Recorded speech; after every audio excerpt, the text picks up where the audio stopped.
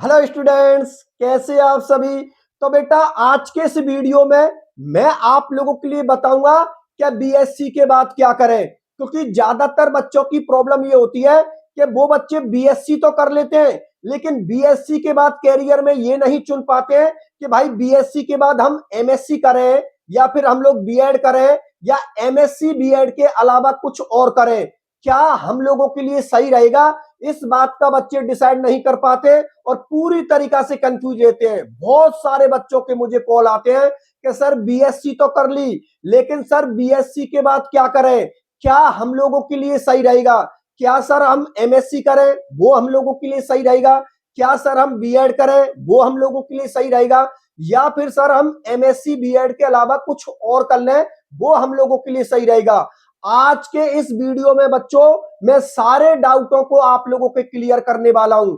इसलिए video start करने से पहले मैं चाहता हूं कि जिन बच्चों ने अब तक इस YouTube चैनल को सब्सक्राइब नहीं किया है वो सभी बच्चे इस YouTube चैनल को सब्सक्राइब कर देना, वीडियो को लाइक कर देना और आप लोगों के जितने भी फ्रेंड हैं उन सभी फ्रेंडों के बीच में आप लोग इसकी लिंक को शेयर कर देना, जिससे ज्यादा से ज्यादा बच्चों को ये पता लग सके कि भाई बीएससी के बाद हम लोगों के लिए क्या सही है। क्या हम लोगों को एमएससी करना चाहिए या फिर हम लोगों को बीएड करना चाहिए या फिर इनके अलावा कुछ और करना चाहिए, हमारे कैरियर में क्या चीज सही रहेगी। ठीक है ना। तो सभी बच्चे मेरे साथ वीडियो में लास्ट तक बने रहना। जैसे ही मेरा वीडियो कंप्लीट होगा वैसे ही आप लोगों के सारे डाउट क्लियर हो जाएंगे। आपको किसी के भी वीडियो को देखने की जरूरत नहीं है। इस एक वीडियो में बच्चों मैं आप लोगों के सारे डाउट क्लियर कर दूंगा। ठीक है, तो चलो मैं वीडियो को स्टार्ट करता हूं। तो देखो ध्यान से समझना। सबसे पहले तो मैं आप लोगों के लिए ये बताता हूं कि भाई बीएससी के बाद हम लोग क्या करें कि हमारे कैरियर में वो सही रहे। क्या बीएससी के बाद हम लोगों के लिए एमएससी करना सही है या फिर सर बीएससी के बाद हम बीएड कर लें या फिर सर बीएससी बीएड के अलावा हम कुछ और कर लें। ठीक है ना। तो सबसे पहले हम डिस्कशन करेंगे कि भाई यदि आप बीएससी के बाद एमएससी करना चाहते हो तो बीएससी के बाद यदि आप एमएससी करना चाहते हो तो आपके कैरियर में क्या ऑप्शन होते हैं। एमएससी करने के बाद आप लोग क्या कर सकते हो, क्या आप अपने कैरियर में अपना गोल बना सकते हो। तो देखो बीएससी के बाद यदि आप लोग एमएससी करते हो और एमएससी के बाद आप लोगों को नेट क्लियर जेआरएफ सेट मतलब एमएससी के भी करने के बाद आप लोगों को नेट का ऑप्शन मिलता है, जेआरएफ का ऑप्शन मिलता है, सेट का ऑप्शन मिलता है या फिर पीएचडी का ऑप्शन मिलता है। अब सबसे पहले मैं ये बता देता हूं कि बीएससी के बाद जब आप लोग एमएससी करते हो उसका फायदा क्या है। उसका ये फायदा है कि भाई जब बीएससी के बाद आप एमएससी कर लेते हो, ठीक है ना, तो उसके बाद आप लोगों को एक नेट की एग्जाम देनी होती है। उस नेट की एग्जाम से ये होता है कि आप लोग कॉलेज लेक्चरर का फॉर्म अप्लाई कर सकते हो। मतलब नेट की डिग्री आप लोगों को कॉलेज लेक्चरर की पात्रता देती है। बात समझ में आ गई। इसकी फुल फॉर्म होती है नेट की, नेशनल एलिजिबिलिटी टेस्ट। ठीक है ना। अब देखो ये नेट कर सकते हो, एमएससी के बाद आप लोग नेट कर सकते हो, जीआरएफ कर सकते हो, सेट कर सकते हो। इन तीनों में मैं आप लोगों के लिए डिफरेंस बता देता हूं। देखो इन तीनों का एक ही मतलब है कि इन तीनों में से कोई सी भी आप लोगों की क्लियर है तो उससे आप कॉलेज लेक्चरर का फॉर्म अप्लाई कर सकते हो। मतलब आप कॉलेज लेक्चरर बन सकते हो। बात समझ में आ गई। सबसे पहले नेट को देखिए। यदि आप लोग एमएससी के बाद नेट को क्लियर करते हो तो आपके पास में कॉलेज लेक्चरर बनने की पात्रता हो जाती है। मतलब कॉलेज लेक्चरर आप तभी बन सकते हो जब एमएससी के साथ आप लोगों के पास में नेट होनी चाहिए। अब नेट, अब बात आती है इस जेआरएफ की। ये जेआरएफ और नेट का एक ही पेपर होता है। एक ही पेपर के अंदर जिन बच्चों के नंबर अच्छे आ जाते हैं उनको दोनों की पात्रता मिल जाती है। उनको नेट भी मिल जाती है और जेआरएफ भी मिल जाती है। जेआरएफ की फुल फॉर्म होती है जूनियर रिसर्च फेलोशिप। ठीक है ना। तो ये नेट और जेआरएफ का एक ही पेपर होता है। उस एक पेपर में जिन बच्चों के अच्छे नंबर आ जाते हैं उनको नेट और जेआरएफ दोनों मिल जाती हैं और जिन बच्चों के नंबर जेआरएफ से थोड़े कम आए हैं उनको नेट की डिग्री मिल जाती है। बात समझ में आ गई ना। पेपर आप लोगों का एक ही होगा। एक ही पेपर में अगर अच्छे नंबर आ गए तो आपको दोनों मिल जाएंगी, नेट भी मिल जाएगी, जेआरएफ भी मिल जाएगी। और यदि आप लोगों के जीआरएफ से कम नंबर आते हैं तो सिर्फ आपको नेट क्लियर माना जाएगा। ठीक है, अब बात करते हैं हम सेट की। सेट का हो गए ना भाई, एन का मतलब तो नेशनल, मतलब ये पूरी इंडिया में लगती है, और एस का मतलब होता है स्टेट। हर एक स्टेट का अलग से टेस्ट लगता है कॉलेज लेक्चरर के लिए। जैसे कि राजस्थान हुआ तो राजस्थान के लिए सेट हो गया, ठीक है ना। इसके अलावा यूपी, एमपी, बिहार, जहां पर भी जिस स्टेट के अंदर है आप लोग, वहां पर कॉलेज लेक्चरर के लिए अलग से एग्जाम लगती है आप लोगों की सेट की, ठीक है ना। अगर आप लोगों का ये सेट क्लियर है तब भी आप कॉलेज लेक्चरर बन सकते हो उस स्टेट के अंदर।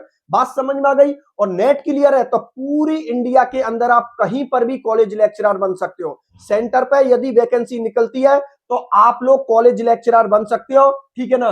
बाकी का अगर आपके पास में नेट नहीं है, जीआरएफ नहीं है, केवल सेट क्लियर है, तो फिर आप केवल अपने ही स्टेट में कॉलेज लेक्चरर बन सकते हो। बात समझ में आ गई। चलो अब हम डिस्कशन करते हैं पीएचडी के बारे में। देखो बच्चों, इसको ध्यान से समझना, इस वाले स्टेप को देखो। एमएससी के बाद आप डायरेक्ट पीएचडी कर सकते हो, लेकिन यदि आप लोगों के पास में ये जीआरएफ क्लियर है तो जीआरएफ का मतलब होता है जूनियर रिसर्च फेलोशिप, ठीक है ना। इन तीनों एग्जाम, इन दोनों एग्जामों को कौन कंडक्ट करवाती है? सीएसआईआर और यूजीसी। तो सीएसआईआर या यूजीसी के द्वारा जब आप लोग पीएचडी कर रहे होते हैं तब आप लोगों को फेलोशिप दी जाती है। फेलोशिप का मतलब कुछ रुपये दिए जाते हैं, जैसे कि लगभग आपको 45 या 50,000 रुपये पर मंथ दिया जाता है आप लोगों को। अगर आपकी एमएससी के बाद जेआरएफ क्लियर है और जेआरएफ करने के बाद यदि आप लोग पीएचडी करना चाहते हो तो सीएसआईआर या यूजीसी के द्वारा आप लोगों को फेलोशिप दी जाती है। फेलोशिप में आपको पर मंथ कुछ रुपये दिए जाते हैं, लगभग 45 या 50,000 रुपए के आसपास आपको पर मंथ मिलता है। लेकिन ये तभी मिलेगा जब एमएससी के बाद आपकी जीआरएफ क्लियर है फिर पीएचडी करते हो। अगर एमएससी के बाद आपने नेट को निकाल दिया और सेट को निकाल दिया फिर पीएचडी करोगे तो आपको कुछ भी नहीं मिलेगा। ये तभी मिलेगा जब एमएससी के बाद जीआरएफ करते हो फिर पीएचडी करते हो। और ये रुपया आपको कौन देगा? CSIR UGC. क्योंकि सेट को तो कौन लेता है? स्टेट लेता है। लेकिन इस नेट और जेआरएफ की एग्जाम को जो कंडक्ट करवाते हैं ना, वो कौन सी संस्था कंडक्ट करवाती है? या तो सीएसआईआर करवाती है या फिर यूजीसी करवाती है, और यहीं से आप लोगों को वो रुपया मिलता है। बात समझ में आ गई? चलो ठीक है। अब देखो, अब कंडीशन ये आती है, ये पीएचडी हो गई। पीएचडी की फुल फॉर्म क्या होती है? Doctor of philosophy. ये पीएचडी हम किसी पर्टिकुलर टॉपिक पर करते हैं, कोई स्पेशल टॉपिक ले लेते हैं और उस टॉपिक पर हम लोगों को कंप्लीट ये पढ़ाई करनी होती है, ठीक है।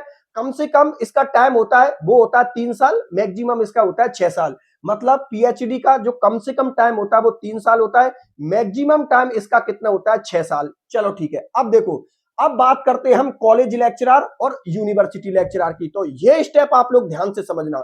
देखो बच्चों, ये आपने एमएससी कर ली, बीएससी के बाद यदि आपने एमएससी कर ली, एमएससी के साथ आपने नेट को निकाल दिया, सपोज करो आपसे जीआरएफ नहीं निकली, एमएससी के बाद आपने सिर्फ नेट को निकाला है, आपने पीएचडी को भी नहीं किया, तो आप लोग सिर्फ कॉलेज लेक्चरर बन सकते हो।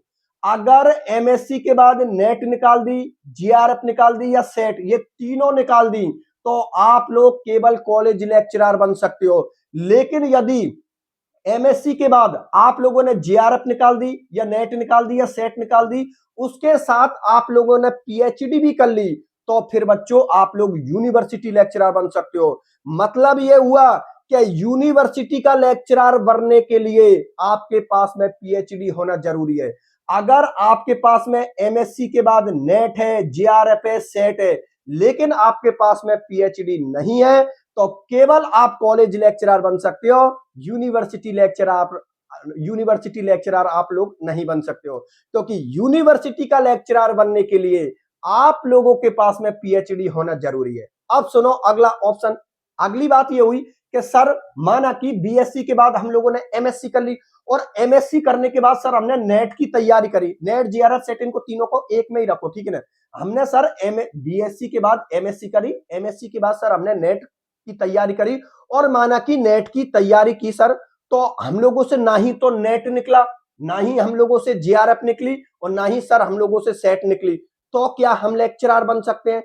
तब भी आप लोग बिल्कुल बन सकते हो। यदि आपने बीएससी के बाद एमएससी और इनमें से कोई भी एग्जाम आप लोगों से क्लियर नहीं हुई, लेकिन एमएससी के बाद डायरेक्ट आपने पीएचडी कर ली, तो अब आपके पास में एजुकेशन हो गई एमएससी पीएचडी। और एमएससी पीएचडी वाला जो बच्चा है वो कॉलेज लेक्चरर भी बन सकता है, वो यूनिवर्सिटी लेक्चरर भी बन सकता है। बात समझ में आ गई ना कि बीएससी के बाद एमएससी की, लेकिन इनमें से कोई भी आप लोगों से क्लियर नहीं हुई और आपने डायरेक्ट पीएचडी को स्टार्ट कर दिया, तो ये पीएचडी आप लोगों ने कर ली तो आप कॉलेज लेक्चरर भी बन सकते हो और आप लोग यूनिवर्सिटी लेक्चरर भी बन सकते हो। बात समझ में आ गई ना।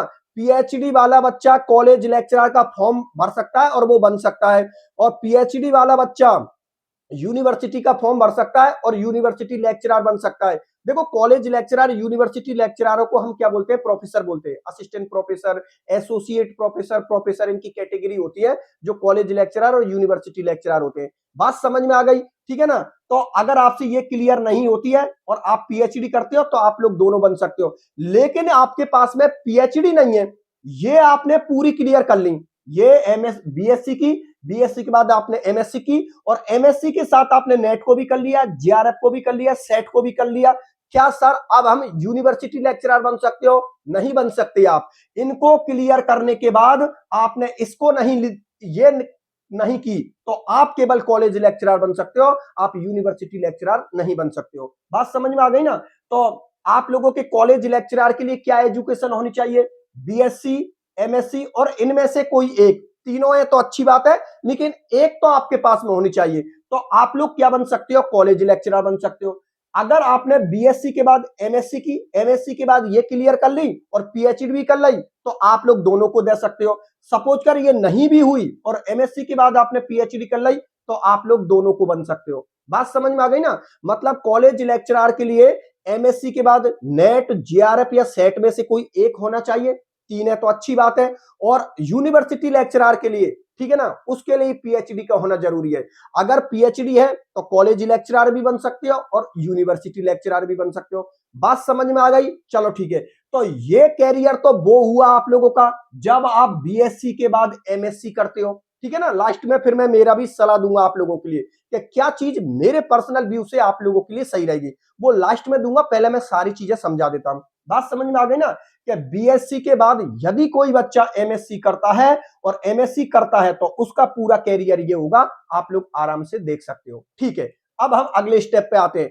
यदि हम लोग बीएससी के बाद बीएड करते हैं, देखो ध्यान से समझना, अगर हमने बीएससी करी और बीएससी करने के बाद हम लोगों ने 2 साल की बीएड कर ली, ठीक है ना, तो बीएड के पास में क्या ऑप्शन होते हैं? बीएड करने पर बीएससी बीएड वाला बच्चा थर्ड ग्रेड को भी दे सकता है, सेकंड ग्रेड को भी दे सकता है, लेकिन वो फर्स्ट ग्रेड को नहीं दे सकता है। मतलब बीएससी बीएड वाला बच्चा थर्ड ग्रेड का टीचर बन सकता है, सेकंड ग्रेड का टीचर बन सकता है, लेकिन वो फर्स्ट ग्रेड का टीचर नहीं बन सकता।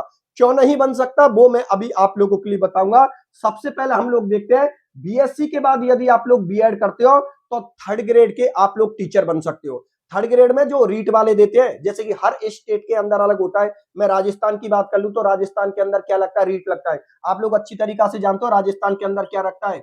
रीट लगता है। रीट के अंदर आप लोगों को पता है 2 होते हैं, एक तो लेवल फर्स्ट होता है और एक क्या होता है? लेवल सेकंड होता है, ठीक है ना। एक तो लेवल फर्स्ट होता है, एक लेवल सेकंड होता है। लेवल फर्स्ट के अंदर आप लोगों को 1 से 5 तक के बच्चों को पढ़ाना होता है और लेवल सेकंड के अंदर आप लोगों को 6 से 8 तक के बच्चों को पढ़ाना होता है। ध्यान से समझो, बीएससी के बाद यदि आप लोगों ने बीएड की तो आप थर्ड ग्रेड के टीचर बन सकते हो। थर्ड ग्रेड में भी 2 लेवल होते हैं, एक लेवल फर्स्ट होता है, एक लेवल सेकंड होता है। लेवल फर्स्ट के अंदर 1 से 5 तक के बच्चों को हम लोगों को पढ़ाना होता है, ठीक है ना। और लेवल सेकंड के अंदर हम लोगों को 6 से 8 तक के बच्चों को पढ़ाना होता है। लेकिन बच्चों एक बात याद रखना कि बीएससी के बाद बीएड कर लेते हो आप लोग तो लेवल फर्स्ट के टीचर आप लोग नहीं बन सकते। वो इसलिए नहीं बन सकते क्योंकि लेवल फर्स्ट को केवल 12th के बाद जो बच्चे एलडीसी करते हैं ना, सॉरी एलडीसी नहीं, एसटीसी करते हैं। 12th के बाद जो बच्चा एसटीसी करते हैं वो लेवल फर्स्ट को दे सकते हैं। पहले था कि लेवल फर्स्ट और सेकंड को बीएड वाले दे सकते हैं, लेकिन गवर्नमेंट ने बाद में चेंज किया कि 12th के बाद 2 साल की एसटीसी होती है तो वो बच्चे केवल लेवल फर्स्ट को दे सकते हैं, लेवल सेकंड को भी वो बच्चे दे सकते हैं। लेकिन जो बीएड वाले बच्चे हैं ना, वो केवल लेवल सेकंड को दे सकते हैं, लेवल फर्स्ट को नहीं दे सकते। लेवल फर्स्ट को एसटीसी वाला बच्चा देगा, लेवल सेकंड को बीएससी बीएड वाला बच्चा दे देगा। बात समझ में आ गई? लेवल फर्स्ट के अंदर 1 से 5 तक के बच्चों को पढ़ाना होता है और लेवल सेकंड के अंदर 6 से 8 तक के बच्चों को पढ़ाना होता है। चलो ठीक है, अब बात ये तो थर्ड ग्रेड की हो गई। चलो ठीक है, अब बात करता हूं मैं सेकंड ग्रेड की, ठीक है ना। सेकंड ग्रेड के टीचर बनने के लिए आप लोगों के पास में जो एजुकेशन होनी चाहिए वो होनी चाहिए बीएससी बीएड, ठीक है ना। अगर आपके पास में बीएससी है, बीएससी के साथ यदि आप लोग ने बीएड कर रखी है तो आप लोग सेकंड ग्रेड के टीचर बन सकते हो। बात समझ में आ गई, ठीक है ना। सेकंड ग्रेड के टीचरों को क्लास 9th और क्लास 10 तक के बच्चों को पढ़ाना होता है। क्लास 9th और क्लास 10 तक के बच्चों को कौन पढ़ाते हैं? सेकंड ग्रेड के टीचर। अब बात करता हूं मैं फर्स्ट ग्रेड वाले टीचर को बोलते हैं हम school lecturer. First grade teacher होते हैं उनको हम स्कूल लेक्चरर बोलते हैं, और स्कूल लेक्चरर का मतलब यह है जो क्लास 11th और क्लास 12th को पढ़ाते हैं उनको हम लोग क्या बोलते हैं? फर्स्ट ग्रेड के टीचर या स्कूल लेक्चरर। और उसके लिए क्या एजुकेशन होनी चाहिए? उसके लिए बच्चों बीएससी बीएड से काम नहीं चलेगा। आप लोगों को बीएससी फिर बीएड फिर आप लोगों को एमएससी भी करनी पड़ेगी, या फिर बीएससी के बाद आप लोग एमएससी कर लो, एमएससी करने के बाद आप लोग बीएड कर लो, तभी जाकर आप लोग फर्स्ट ग्रेड मतलब स्कूल लेक्चरर बन सकते हो। बात समझ में आ गई ना। इसका मतलब फर्स्ट ग्रेड अर्थात जो स्कूल लेक्चरर होते हैं वो तभी बन सकते हो जब आपके पास में बीएससी है, एमएससी है और आपके पास में बीएड है। ये तीनों डिग्री आप लोगों के पास में है तो फिर आप लोग स्कूल लेक्चरर अर्थात फर्स्ट ग्रेड के टीचर बन सकते हो। बात समझ में आ गई। इसके अलावा आप लोगों ने बीएससी के बाद बीएड कर ली, इसके अलावा आप लोग सेंटर से जो भी वैकेंसी निकलती है, जैसे केबीएस स्कूल होते हैं, नवोदय विद्यालय होते हैं, वहां से जो वैकेंसी निकलती है ना बच्चों, वो भी आप लोग बन सकते हो। सेंटर से जो वैकेंसी निकलती है वहां पर भी बीएड की जरूरत पड़ती है और आप लोग वहां पर भी टीचर बन सकते हो, ठीक है ना। ये बात हो जाती है आप लोगों की बीएससी के बाद बीएड करने की। समझ में आ गई। थर्ड ग्रेड के टीचर बन सकते हो, सेकंड ग्रेड के टीचर बन सकते हो। इन दोनों के लिए क्या एजुकेशन होनी चाहिए?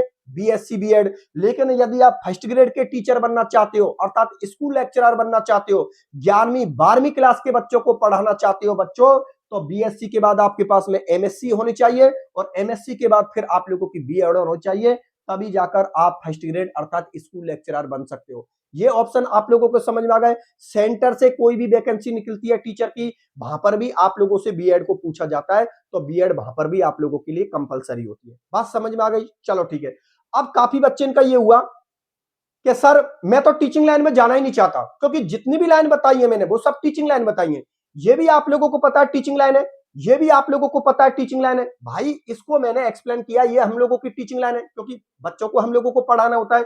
ये भी हम लोगों की टीचिंग लाइन है क्योंकि इसमें भी हम लोगों को बच्चों को पढ़ाना होता है। लेकिन बहुत सारे बच्चे ऐसे होते हैं कि सर मैंने 12th कर ली, 12th के बाद सर मैंने बीएससी कर ली, लेकिन सर मेरा पढ़ाने में बिल्कुल भी इंटरेस्ट नहीं है, मैं तो पढ़ना ही नहीं चाहता सर, मुझे पढ़ाने से कोई मतलब नहीं है, सर कोई और लाइन बता दीजिए जिसमें मैं बेहतर कर सकूं क्योंकि मुझे पढ़ाना नहीं आता सर। तो चलो ठीक है, मैं आप लोगों के लिए बता देता हूं।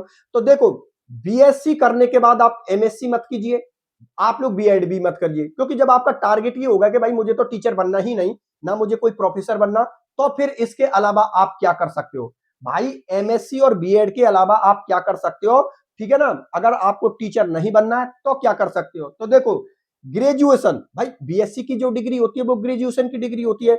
बीएससी के बाद बच्चों आप यूपीएससी की तैयारी कर सकते हो, जो आईएएस आईपीएस होते हैं वो इसी लाइन से होते हैं। बीएससी के बाद आप यूपीएससी की तैयारी कर सकते हो, आप लोग एसएससी की तैयारी कर सकते हो, आप रेलवे की तैयारी कर सकते हो, आप पटवारी की तैयारी कर सकते हो, आप बीडीओ की तैयारी कर सकते हो, आप एसआई की तैयारी कर सकते हो, और इसके अलावा उन सभी एग्जामों की आप लोग तैयारी कर सकते हो जिसके अंदर मिनिमम योग्यता आप लोगों की ग्रेजुएशन होती है। मतलब बीएससी ग्रेजुएशन होती है, तो मिनिमम योग्यता अगर किसी एग्जाम में आप लोगों से बीएससी को या ग्रेजुएशन को पूछा जाता है तो उन सभी एग्जामों की आप लोग तैयारी कर सकते हो। बात समझ में आ गई, ठीक है ना। तो बी एमएससी या बीएड के अलावा भी आप टीचिंग लाइन में नहीं जाना चाहते हो तो इनको आप लोग कर सकते हो, यहां पर भी आप लोगों के पास में कैरियर ऑप्शन है। बात समझ में आ गई। इनके अलावा कुछ और एग्जाम है जिनके साथ मैं नाम नहीं ले पाया हूं, तो उनकी भी आप लोग तैयारी कर सकते हो जिनमें कम से कम मिनिमम योग्यता आप लोगों की ग्रेजुएशन होती है। चलो ठीक है। अब आपका सवाल मेरे से ये बनता है कि सर एक बात बताइए, आप अपना व्यू दीजिए, क्योंकि आपने तो पढ़ाई कर ली सर, आपने तो बीएससी भी कर ली, एमएससी भी कर ली सर, आपने तो नेट को भी क्लियर कर रखा है, 2-2 बार नेट को क्लियर कर रखा है, ठीक है ना? तो आपके हिसाब से क्या सही रहेगा? तो अब इसके ऊपर मैं व्यू बता देता हूं मेरा, कि मेरे हिसाब से आप लोगों के लिए क्या सही रहेगा, ठीक है ना? सबसे पहले तो मैं आप लोगों के लिए ये बता देता हूं कि जिन बच्चे इनका ड्रीम ये है कि सर हमें ज्यादा पढ़ाई नहीं करनी, हम लोगों को पढ़ाई से इतनी हमसे होती भी नहीं सर, हमको तो जल्दी जल्दी नौकरी लग जाए, घर वालों को बहुत ज्यादा प्रेशर है सर, इतने रुपया भी नहीं लगा पाएंगे हम लोगों के लिए, और हम लोगों की शादी विवाह जल्दी कर देंगे, तो सर कोई ऐसी चीज बताइए जिससे कि हमारी जल्दी नौकरी लग जाए और हम सेटल हो जाए, ठीक है। तो फिर उन बच्चों के लिए एक ही सलाह है बेटा, आपने बीएससी कर ली तो बीएससी करने के बाद बिल्कुल भी मत सोचना आप बीएड कर लेना।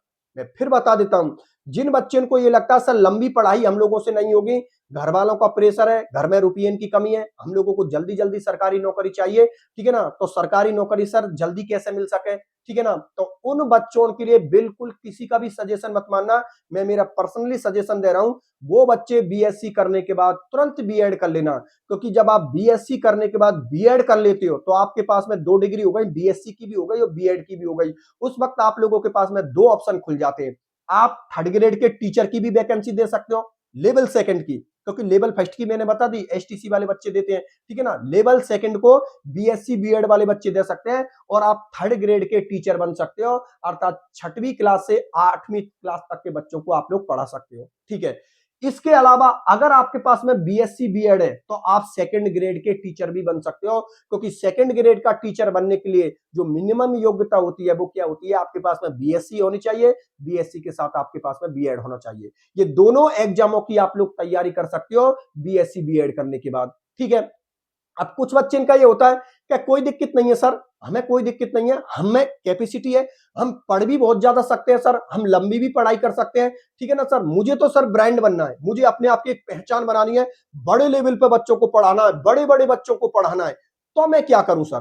तो भाई आप लोग एक काम करिए, पहले तो मैं इसकी क्लियर कर देता हूं फिर उस पर आते हैं, ठीक है ना। आपका यह है कि सर मुझे तो स्कूल लेक्चरर बनना, मतलब सर मुझे तो ना तो मुझे थर्ड ग्रेड का कोई टीचर बनना, ना ही मुझे सर सेकंड ग्रेड का टीचर बनना, मेरा कोई इंटरेस्ट नहीं है सर, छोटे बच्चों को मुझे पढ़ाना ही नहीं आता सर, ठीक है ना, 8वीं 9वीं 10वीं क्लास के बच्चों में भी मेरा कोई इंटरेस्ट नहीं है, मैं चाहता हूं सर थोड़े बड़े बच्चे हो उनको मैं पढ़ाना चाहता हूं, और सैलरी भी मेरी अच्छी हो, पढ़ने में मैं सही हूं सर, पढ़ने में मैं सही हूं, मैं पढ़ाई भी कर सकता हूं, तो मुझे थोड़ा लेवल हाई चाहिए सर, हाई चाहिए, ठीक है ना, लेकिन सर मुझे स्कूल का ही लेवल चाहिए, मैं कॉलेज में काम नहीं करना चाहता, स्कूल लेवल पर ही मुझे टीचर बनना है, लेवल हाई चाहिए, मुझे सैलरी भी अच्छी चाहिए और मुझे मेरी समाज में इज्जत भी चाहिए। तो आप लोग क्या करना, पहले आप लोग क्या करना, बीएससी करना, उसके बाद आप लोग एमएससी करना और आप लोग बीएड कर लेना। अगर आपका टारगेट थर्ड ग्रेड का और सेकंड ग्रेड का टीचर नहीं है तो बीएससी के बाद आप एमएससी करना, एमएससी करने के बाद आप बीएड कर लेना, ठीक है ना, और बीएड करते करते आप स्कूल लेक्चरर की तैयारी करते रहना, क्योंकि बीएड इतनी कोई बड़ी बात तो होती नहीं, ऐसे ही हो जाती है आप लोगों की, ठीक है ना। तो आप लोगों को क्या करना है, जिन बच्चे का टारगेट स्कूल लेक्चरर बनना है अर्थात फर्स्ट ग्रेड बनना है, वो बच्चे क्या करेंगे, बीएससी करेंगे, बीएससी के बाद एमएससी करेंगे, और 2 साल की आप लोग बीएड कर लेना। तो जब आप लोग बीएड कर रहे होते हैं ना तो बीएड में ज्यादा प्रेशर नहीं होता, आप लोगों की हो जाती है आसानी से, उस दौरान आप लोग इस फर्स्ट ग्रेड अर्थात आप लोग स्कूल लेक्चरर की तैयारी करते रहना। बात समझ में आ गई, जिससे कि आपका ज्यादा टाइम खराब नहीं होगा और बीएड क्लियर होते होते आप लोग स्कूल लेक्चरर बन जाओगे। बात समझ में आ गई। ये उन बच्चों के लिए सजेशन है जिनको बिल्कुल भी इंटरेस्ट नहीं है, ना उनको सेकंड ग्रेड थर्ड ग्रेड में इंटरेस्ट है, ना उनको सेकंड ग्रेड में इंटरेस्ट है, उनका तो ड्रीम ही यही है, उनका तो सपना ही यही है, सर मुझे तो स्कूल लेक्चरर ही बनना है। तो स्कूल लेक्चरर बनने वाले बच्चों के लिए मैंने सलाह दे दी, बीएससी करनी है, एमएससी करनी है, बीएड करनी है, और बीएड के दौरान ही आप लोगों को फर्स्ट ग्रेड अर्थात स्कूल लेक्चरर की तैयारी करनी है। बात समझ में आ गई। ये उन बच्चों की, और सेंटर से जो वैकेंसी निकलती है थर्ड ग्रेड की, सेकंड ग्रेड की या फर्स्ट ग्रेड की, उनके भी आप फॉर्म अप्लाई कर सकते हो और आप वो बन सकते हो टीचर। चलो ठीक है, ये बात आप लोगों को समझ में आ गई। चलो ठीक है, अब यहां पर ये आप लोगों की योग्यता हो गई, ठीक है। अब यदि कोई बच्चा ये चाहता है कि नहीं सर मैं तो पढ़ने में बहुत बढ़िया हूं सर, मैं बहुत ज्यादा पढ़ने में हूं, अच्छा हूं, और मेरे घर वालों की तरफ से मुझे कोई प्रेशर नहीं है सर, मैं कितनी ही लंबी पढ़ाई कर सकता हूं सर, मुझे अपने आप को एक ब्रांड बनाना है, बहुत बड़े लेवल पे काम करना है और अपनी समाज के अंदर एक पहचान बनानी है और मुझे ना टाइम की कोई दिक्कत, कितना ही टाइम लग जा, कितना ही रुपया लग जा, मुझे कोई फर्क नहीं पड़ता। सर मुझे बड़े बच्चों को पढ़ाना है, बहुत बड़े बच्चों को पढ़ाना है, जिस लेवल पर पढ़ाई खत्म होती है सर मुझे उस लेवल तक के बच्चों को पढ़ाना है।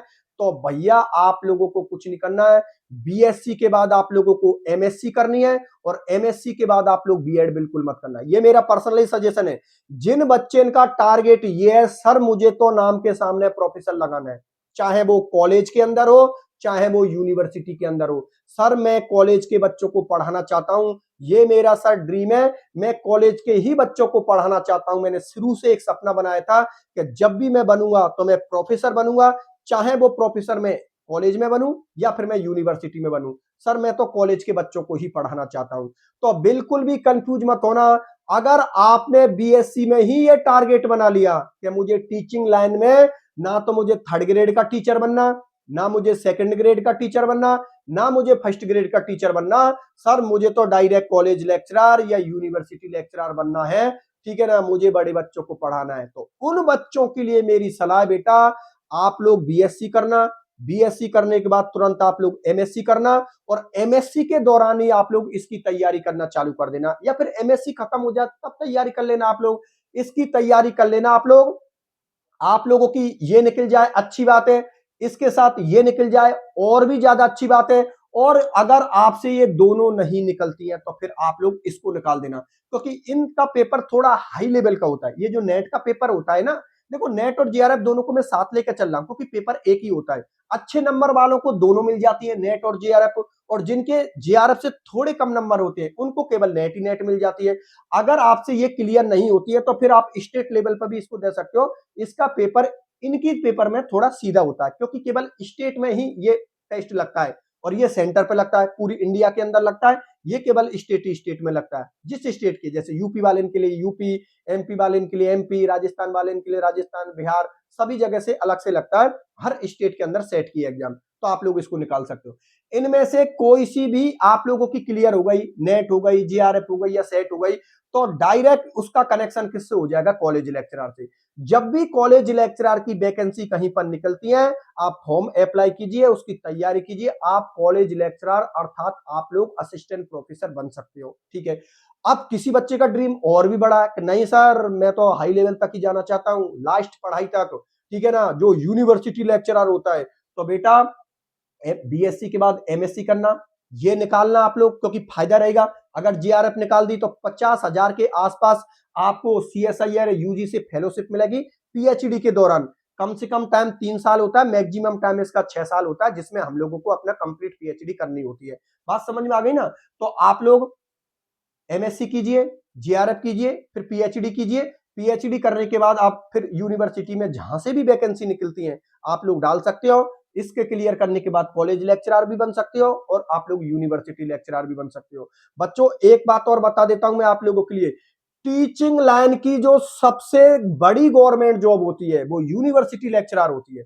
एक बार मैं फिर से आप लोगों के लिए बता देता हूं, टीचिंग लाइन की जो सबसे बड़ी गवर्नमेंट जॉब होती है वो होती है बच्चों यूनिवर्सिटी लेक्चरर। जो प्रोफेसर यूनिवर्सिटियों में पढ़ाते हैं, जो लेक्चरर यूनिवर्सिटियों में पढ़ाते हैं, वो टीचिंग लाइन की सबसे बड़ी गवर्नमेंट जॉब होती है। अब आपका सवाल ये होता है कि सर सबसे बड़ी गवर्नमेंट जॉब तो आपने बता दी, अब सर हमको सबसे छोटी गवर्नमेंट जॉब और बता दीजिए, जो टीचिंग लाइन की सबसे छोटी गवर्नमेंट जॉब है। तो आप समझ ही गए होंगे, लेवल फर्स्ट अर्थात जो 1 से 5 तक के बच्चों को पढ़ाते हैं वो टीचिंग लाइन की सबसे छोटी गवर्नमेंट जॉब होती है।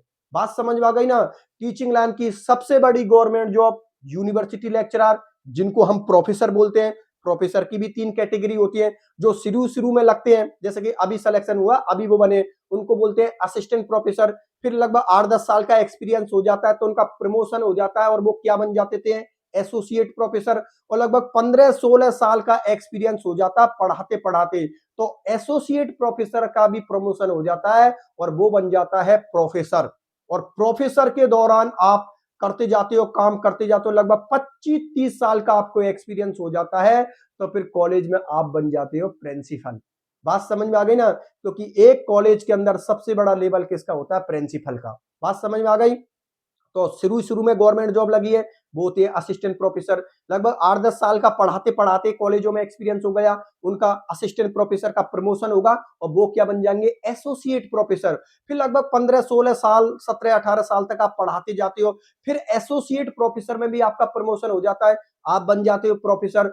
फिर लगभग आपकी 55 या 56 साल के आसपास जब एज हो जाती है, जब पढ़ाते हुए आप लोगों को 25 प्लस मतलब 25-26 साल का एक्सपीरियंस हो जाता है, तो फिर उस प्रोफेसर से भी आपका प्रमोशन हो जाता है और आप बन जाते हो कॉलेज के प्रिंसिपल, जिसकी वैल्यू लगभग एक कलेक्टर के बराबर होती है। आप लोग जानते हो कॉलेज का जो प्रिंसिपल होता है उसकी बहुत ज्यादा वैल्यू होती है, सैलरी भी सबसे ज्यादा होती है उसकी उस लाइन में, ठीक है ना। ये बात आप लोग समझ में आ गई ना। तो अगर आपका ड्रीम बड़ा है, आपका सपना बड़ा है, तो आप इस लाइन में आ जाइए।